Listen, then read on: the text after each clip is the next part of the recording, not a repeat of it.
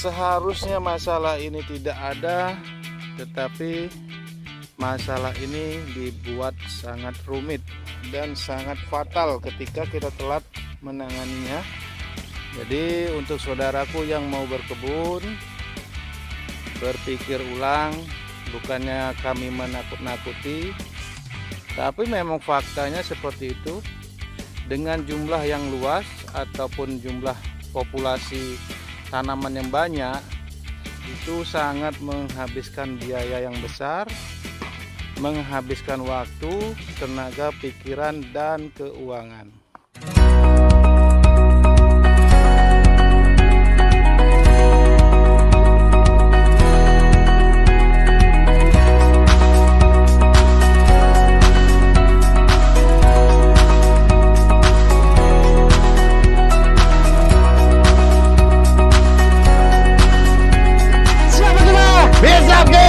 Bisa King, jaya, jaya, jaya. Halo saudaraku, jumpa lagi bersama kami di channel Bisa King. Kali ini saya berada di kebun alpukat, dimana di sini juga terdapat kebun durian. Kebun alpukat ini sendiri berumur sekitar 8 bulan ya. Karena kita dulu tanamnya bibit ukuran 1 meter, dan dalam 8 bulan pertumbuhannya sangat luar biasa. Mungkin di video-video sebelumnya kita berbagi tentang cara merawat, cara membuahkan, ataupun berbagi-bagi keindahan kebun alpukat. Tapi hari ini saya mau berbagi masalah-masalah yang ada di kebun kami, terutama dari kinerja tenaga kerja kami. Semua itu kadang tidak seharusnya terjadi, tapi kita tetap semangat untuk memperbaiki kesalahan-kesalahan ataupun masalah yang ada di kebun kami. Oke, semoga video ini bermanfaat dan kita akan tunjukkan apa saja masalah-masalah yang terjadi di dalam kebun alpukat kami. Ikuti terus channel ini, jangan lupa subscribe, like, komen, dan share-nya.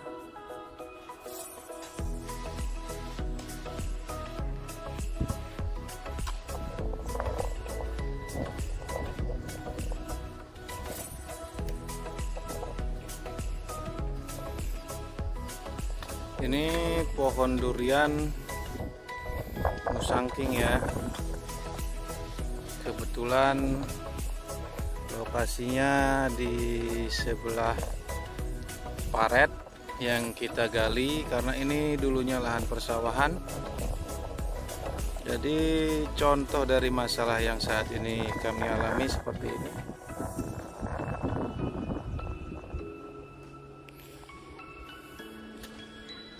Tanah digunduk ataupun dibersihkan gulmanya dengan membuat siring, tetapi tujuannya bagus, tetapi masalahnya ada di sini. Ketika siring itu ditembuskan ke paret yang sudah ada, maka tanah-tanah yang ada di pinggiran tajuk ataupun gundukan semakin longsor dan habis tergerus, sehingga nimbun paret yang sudah ada, dan resiko besarnya pohon yang sudah sehat, pohon yang tinggi bisa roboh dan fatal. Ini contoh kecil dari masalah kebun kami, dan saya yakin setiap perkebunan punya masalah yang berbeda-beda. Dan untuk saat ini masalah ini menurut saya sangat mengganggu karena resikonya bisa fatal.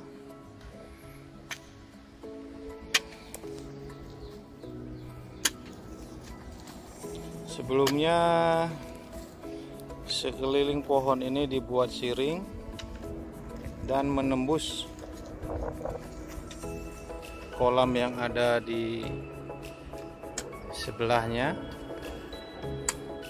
Dan sekarang kita melakukan penimbunan lagi, dan di sini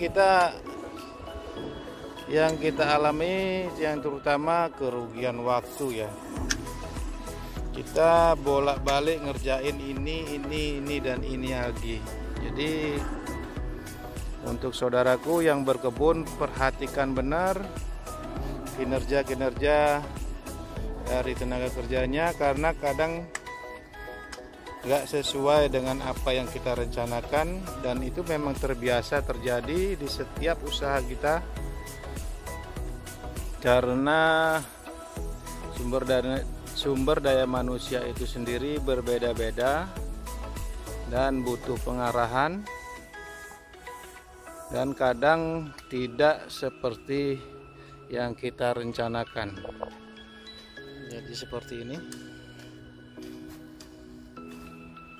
disiring tembus ke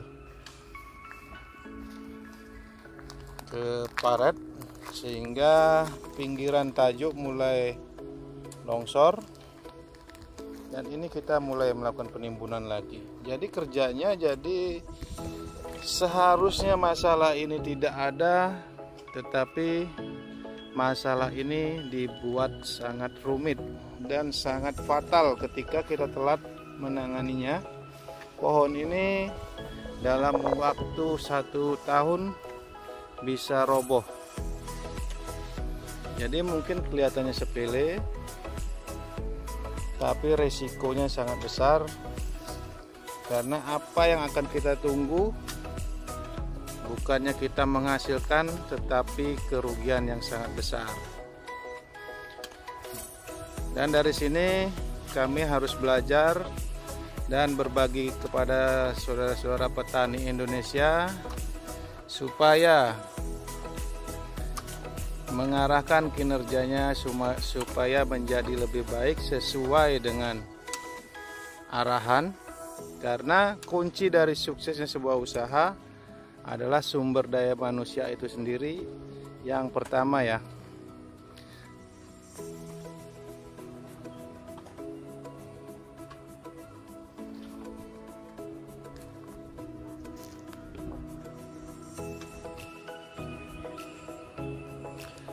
Untuk berkebun alpukat,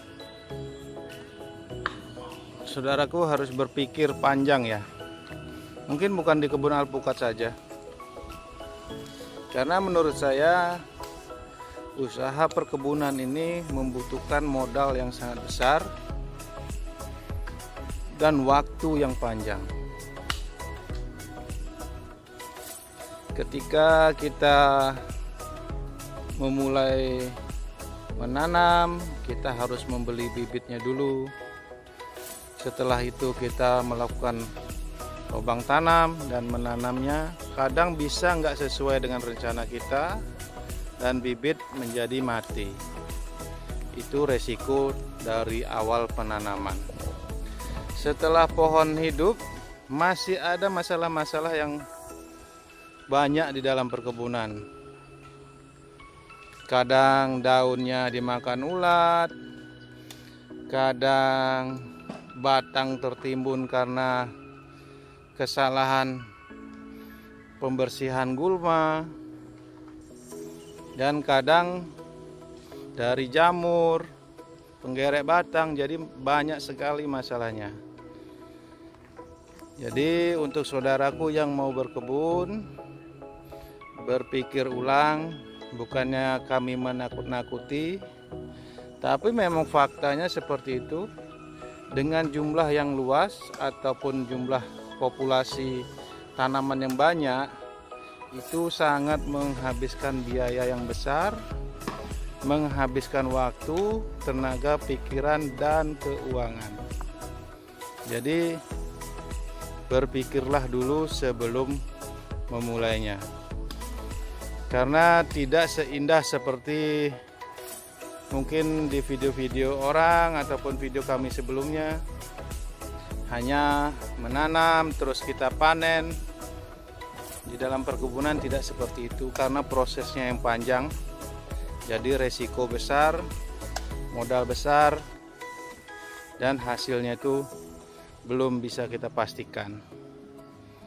Jadi seperti itu masalah yang ada di kebun kami. Dan video ini bukan untuk menakuti ya, tapi tujuannya berbagi. Karena di kebun kami ataupun di kebun orang-orang pasti banyak masalah.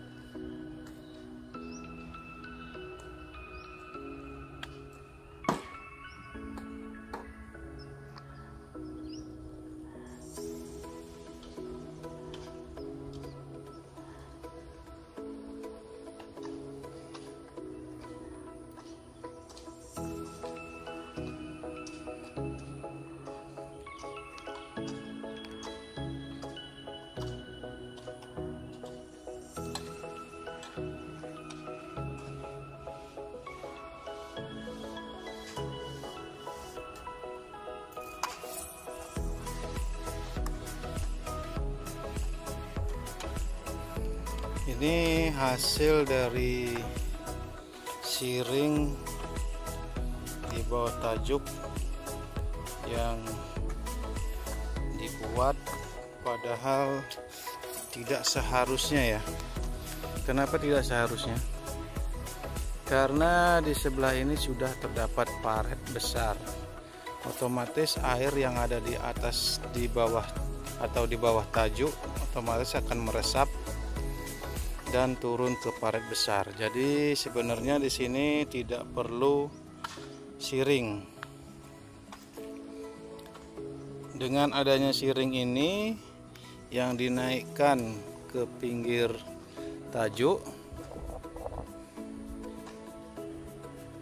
awalnya tampak sangat bagus, tetapi di kondisi hujan seperti ini otomatis tanah longsor dan jatuh di paret yang besar.